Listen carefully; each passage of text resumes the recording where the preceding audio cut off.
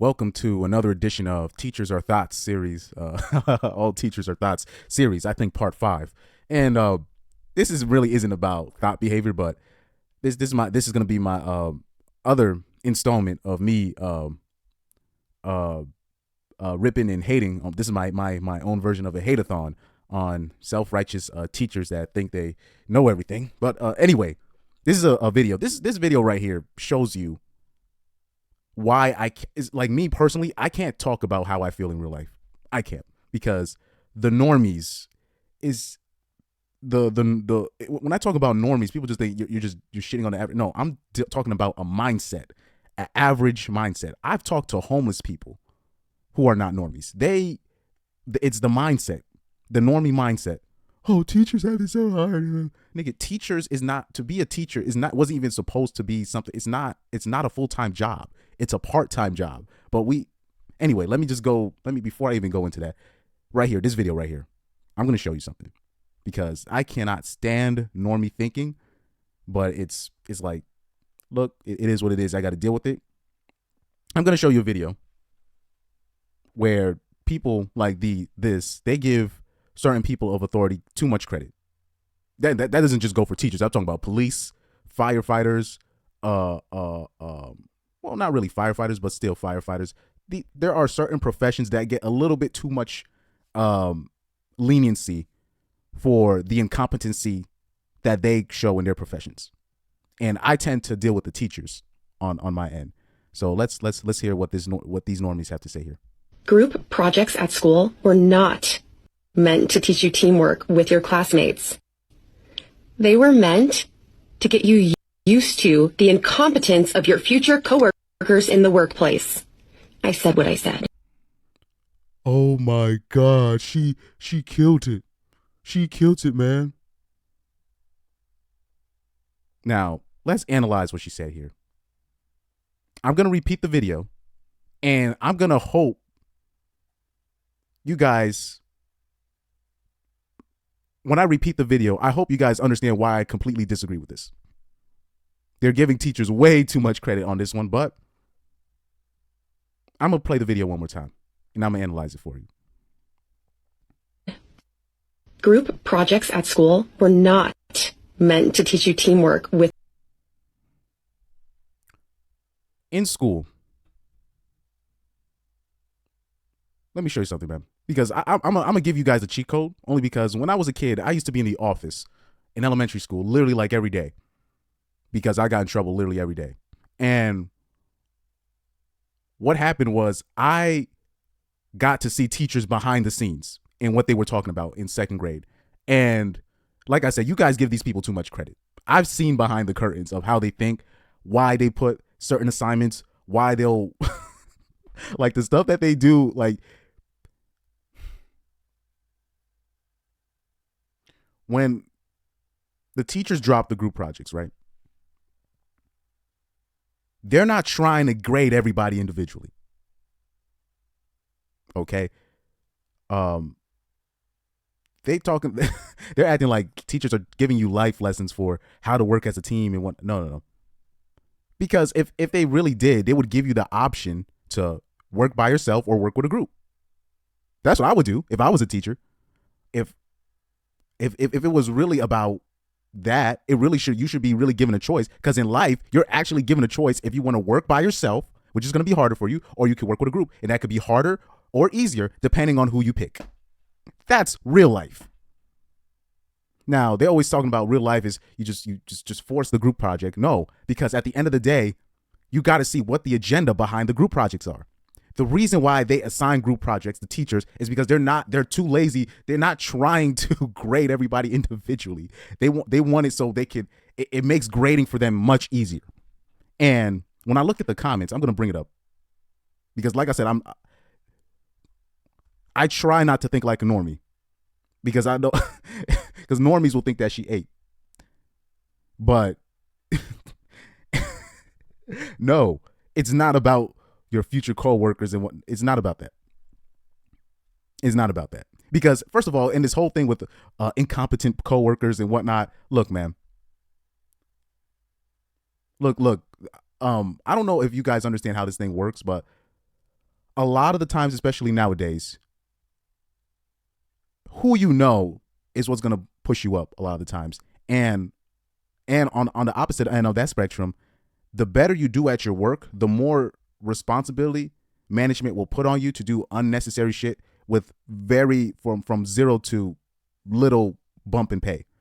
Especially when you're dealing with like these back end jobs, like merchandising jobs, fast food restaurants, these department jobs. A lot of times they just pick, and then when it comes to picking a supervisor or certain people in management, they just pick the girl with the biggest ass, and then they just try to move her up in the game, or they pick the tallest dude, or they pick the most social dude. You know what I mean? And if you do good work, they will push you up, but they make you do like so much work if you're competent. Like, the normies don't even take that into consideration. People be thinking certain people are not trying to do certain work, but they understand how the game works. They understand what the game is. And if you tell it, if you ask anybody else, you let anybody tell you, they think they're the best worker and everybody else don't know what they're doing. It seems like every person that you talk to about their job, it's only them that know what they're doing and everybody else doesn't know what you're doing. Isn't that convenient? everybody so everybody's incompetent but them when you're talking to the average normie talking about their job. Oh Lord. Your classmates. They were meant to get you used to the incompetence of your future coworkers in the workplace. I said what I said. You know, they will talk about all this stuff, incompetence and whatnot, but nah, this no. Teachers drop the ball in that sense where basically you're forcing people to work with each other that it's very limiting. It's very limiting because at the end of the day, the best way to get in my opinion, in terms of working together, I always say I believe when it comes to like working together, I believe you should just give them a choice. And that's how the real world works. And the hierarchies will be brought from there. So you'll have a guy, right? Say, like me personally, I would say for a project, I would have it where, like, you know, even though there's no way I'd be a high school teacher, I'm not trying to be around those bastards. But this is how the real world, how it would work. You give them the choice for a project, right? You can work by yourself. You can work with two. You can work with three. Hell, you can work with four. I would say I would probably put a cap on it. I'll say at most 5, at most 4 maybe. You can work by yourself if need be. And what that would do is you give options. It would give the smart kids options to work by themselves, or it would also here's a big part. Say if you're struggling in the class, right? And you need your grade up. Because a lot of the times teachers will also do these group projects and have like this, and they'll make assigned groups where they have the smart person lead every group, the smartest person, and they'll spread them out, which I don't think that's a good idea either. But if you give people the choice, it would actually increase the knowledge of the dumber kids, because the dumb kids will be like, okay, I got to get my grade up. Why don't I try to strike a deal with one of the smarter kids, even though he doesn't want to work with anybody? It actually would give that incentive for him to work hard, in my opinion. And this is where negotiating comes in. This is where deals are struck. This is where friendships, actual genuine friendships, can be made, in my opinion. That's how I would do it, you know, because a lot of the times, like I said, those group projects, a lot of the times those teachers will do that so they can curve everybody's grade up, but that's a very lazy way to do it. I would say if I had a group, I would say no more than groups of 4. Depending on how big the class is. If I have a big class, I'll be like, you can do this is a project. You guys can work together if need be.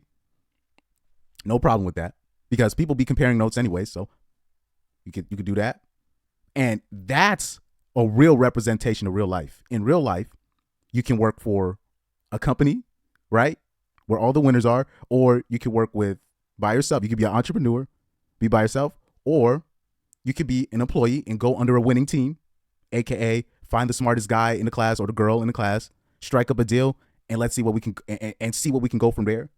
I think that's how it should be, right? But When they talking about teachers teaching people a lesson and what, no. A lot of those teachers, when they do that, especially a lot of those times they do those groups assigned for a reason. So they can, it's basically the teachers controlling the outcome of the grades. It's basically, it's not, you're not giving, there's no freedom in the results. It's them basically manipulating the environment, basically them playing God in their in their world. And okay, I'm gonna see how this works out. Oh, let me, like, I done seen teachers, like, people don't even realize how messy teachers be. Like, teachers will put like these, like, two people that are beefing and put them in a group together and think that's like this is a Disney Channel movie, and they just make everything worse. Like, I've seen teachers do that, or like put two people that they think are troublemakers, and they'll put them together and think that, like, bro, I done seen these teachers do stupid shit like this. Like, I remember one teacher, I'm gonna speak personal experience, tried to pair me up with this girl. I don't know if she thought we were just gonna click because we both didn't fuck with the teacher, but we don't know each other. And I was just like, she literally made everything worse. And I'm just literally like, I don't think that's the way to go. Because I believe if you give people the option, like me, I'd rather just work by myself anyways. And when I did, I got an A, especially like especially later on in high school. I'm talking about junior, senior year, and then in college, before I dropped out in college. But those projects I would do, the best I would do would be by myself, or when I was able to choose a partner, I got a good grade. But some people, they just don't click with certain people, and that force thing is not. It's not teachers talking about coworkers and stuff. Because at the end of the day, if you have common courtesy, if you have common manners, if you know how to communicate, you can work with most people. It's not even a matter of working with incompetent coworkers, because at the end of the day, we all got to pick up the slack one way or the other. It doesn't take group projects and whatnot. That's just teachers trying to manipulate results. We give these people a little bit too much credit than they deserve, but let me stop, because I think a lot of the things might go over people's heads when I talk about stuff like this, because this is not even really manosphere type stuff, but this is just me as a observer. You know what I mean? I'm the type of guy, like, right here. I'm not alpha. I'm not a beta. I'm not sigma. I'm just an observer. I just be watching people, and when I observe, and then it's funny then when I say, I literally write down what I observed and I repeat it, and the people that I have observed objectively, they act like they didn't do what I observed. Yo, it's crazy how that works. Crazy how.